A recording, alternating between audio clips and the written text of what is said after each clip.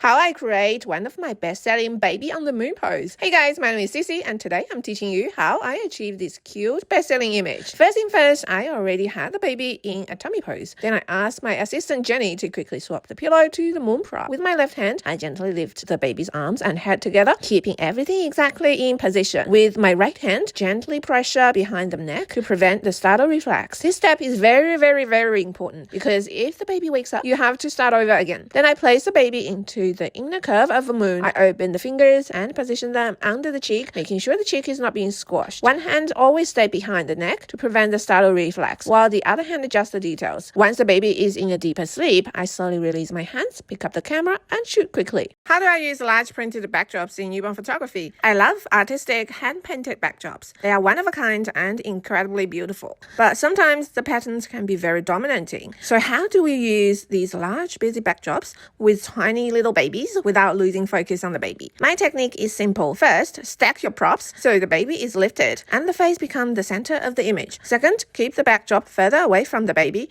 at least half a meter in distance. Third, use a long lens with a wide open aperture. This gives you that dreamy backdrop, but not too blurred out that you only see color patches. Otherwise, what's the point of using these beautiful, expensive backdrops? Finally, pose the baby in a more upright position so you can shoot in a vertical composition because the backdrop itself is vertical. Do you like the result? My name is Sissi. Follow for more baby photography content.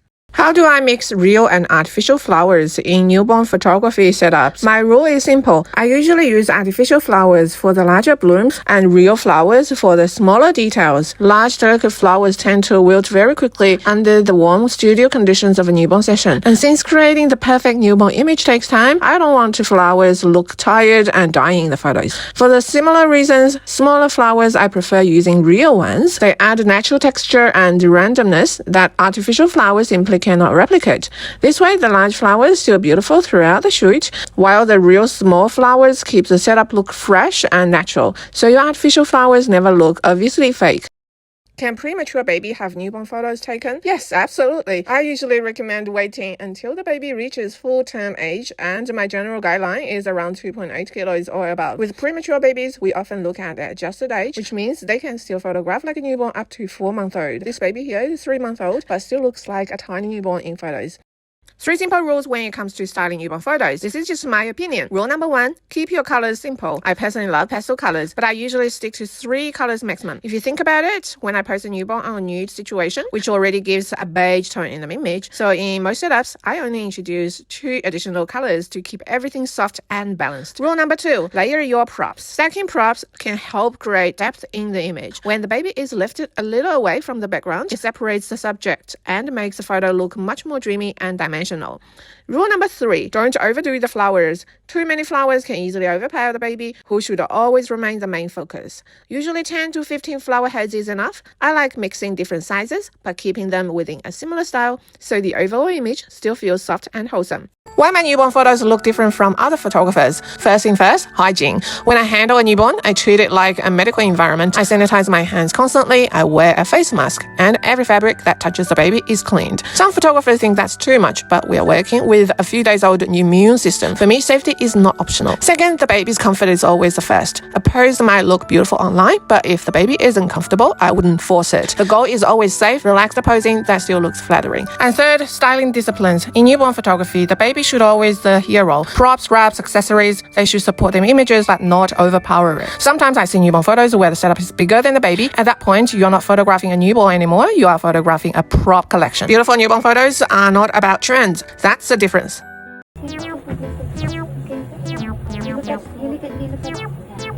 Don't move,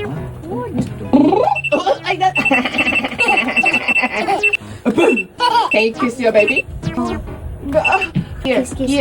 Oh, good. Good. Kiss the back. Okay.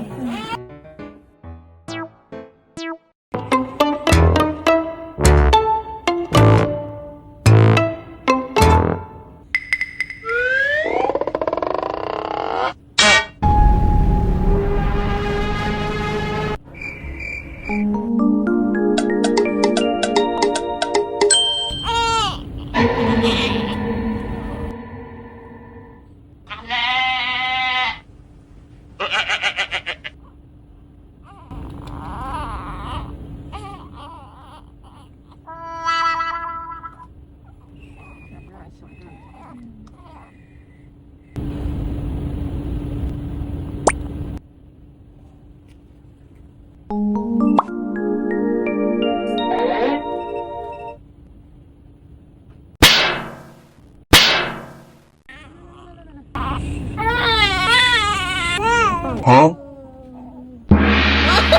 The truth about photographing twins. People think photographing twins is just double the cuteness. In reality, it's double the challenges. Most twins are not calm at the same time. Usually one baby is sleepy and easy, and the other one is wide awake and fuzzy. Many photographers make the mistakes of posing them together straight away. That's when the whole session falls apart. The trick is simple. Settle the fuzzy baby first. The calm baby will usually stay calm, but the fuzzy one can awake the entire room. So soothe that baby first. Wrap, feed, calm, and breathing. Once both babies are relaxed, then bring them together. And here is the controversial part. If you photograph twins without an assistant, you are not being brave. You are being irresponsible. 2 newborns means twice the safe responsibilities. Beautiful twin photos look effortless online, but behind the scenes, it's patience, teamwork, and control.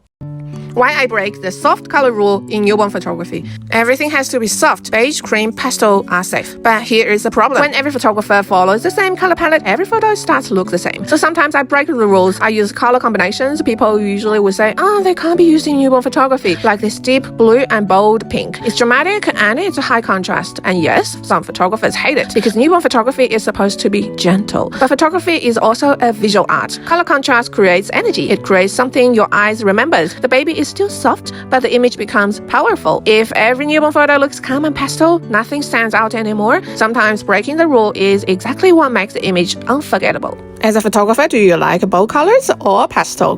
Do you like the result? Comment below. Let me know what you think. Guys, check it out. This is made out of popcorn. Popcorn with butter and marshmallow. A lot of people say smash cakes are such a waste. You smash a whole cake and then throw it away. And honestly, in a world where we talk so much about sustainability and not wasting food, that question is actually very fair. Most professional smash cakes used for photo shoots are not real full cakes, at least not for me. Some are built on a foam base, some only have thin edible layer on the outside. Some are even made with popcorn structure for the shape. The part that's actually edible is usually very small, so after the smash, the amount of real food being wasted is minimal. A lot of time people think what they've seen is the reality from these short form videos. To be honest, the real waste is often those big cakes people buy, no one finishes, and they end up forgotten in the fridge. Ritual doesn't equal waste. Sometimes it's simple about taking one day a year to celebrate a baby's growth. Hey guys, today I'm going to wrap an 8-week-old baby. And let's see if I can achieve that same look as a 1-week-old newborn. Let's go. First thing first, I set up a dog bed on the floor with a pillow and a blanket on top to support. Wrapping is definitely more challenging at this age. Even with my longest fabrics, I'm just barely covering her. And she's still wide awake. Halfway through, she gets hungry, so we pause for a feed. And then even after, she's still awake. At this stage, I always let the baby take the lead. I don't want those half-open eyes. Only a fully asleep and content baby will give us that perfect newborn look. Last thing is place the accessory to style and change the bonnet to a hairband for variations. Do you like the result? Comment below. Does swaddling make newborns uncomfortable? The answer is no. In the first 4 days to 5 weeks after birth, babies are still in what we call the fourth trimester. They are used to being curled up, held closely, and gently supported, just like they were in the womb. Research shows that proper swaddling can help regulate a baby's nerve system, reduce the startle reflex, and make them feel calmer and more secure. Of course, it has to be done safely. In my sessions, I'm constantly monitoring breathing, skin tone, and body response, because experienced newborn photography isn't just about posing the baby. It's about keeping them safe, comfortable, and working with their natural state. When a baby feels secure, that's when the most beautiful images happen.